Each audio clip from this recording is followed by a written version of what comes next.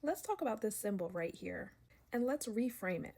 The last few days, we have been talking about the moon and witchcraft, and we have seen this symbol a lot in witchcraft. It is the triple moon symbol. If you're familiar with it, you might have heard that it is a representation of maiden, mother, crone. But the little issue with that is not all witches experience motherhood. Not all witches are women. So let's reframe it in a way for everyone to use it. So instead, let's say that they represent these three things: your innocent era, your creative era, and your insightful era.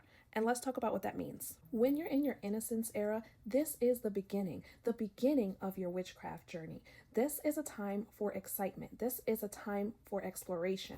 Right now, you're going to be discovering yourself in a new way because you're exploring yourself in a new way. And you're full of optimism, you're full of hope. This is just like that time for you. This is also a time for curiosity. As you go further along in your path, you start to be in your creative era. This is a time where you're being really creative with your witchcraft. You're exploring what works for you, what doesn't work for you, and you're refining your skill set here. This is the time when you're developing the methods that work for you.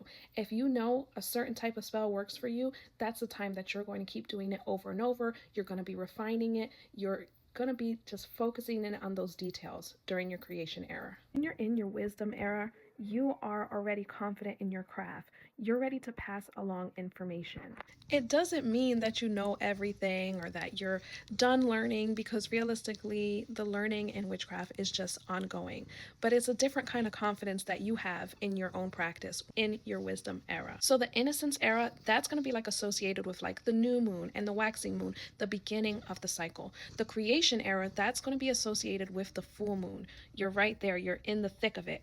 And then the wisdom era, that's going to be associated with the waning moon. It's important to note that there's not a timeline here. Everybody experiences things at different times within their life, within their practice. There's not a specific timeline that you need to be at any of these points. And I would actually argue that witches fluctuate between these points, between being in your innocence era, your creation era, and your wisdom era. And that's because you might be practicing for a long time. Let's say you've been practicing for 20 years or something, and all of a sudden you decide, I'm going to get into divination. I'm going to start reading tarot, even though I've never done that before. You're back at the front again. You're back in your innocence era. I hope that helps. Bye, guys.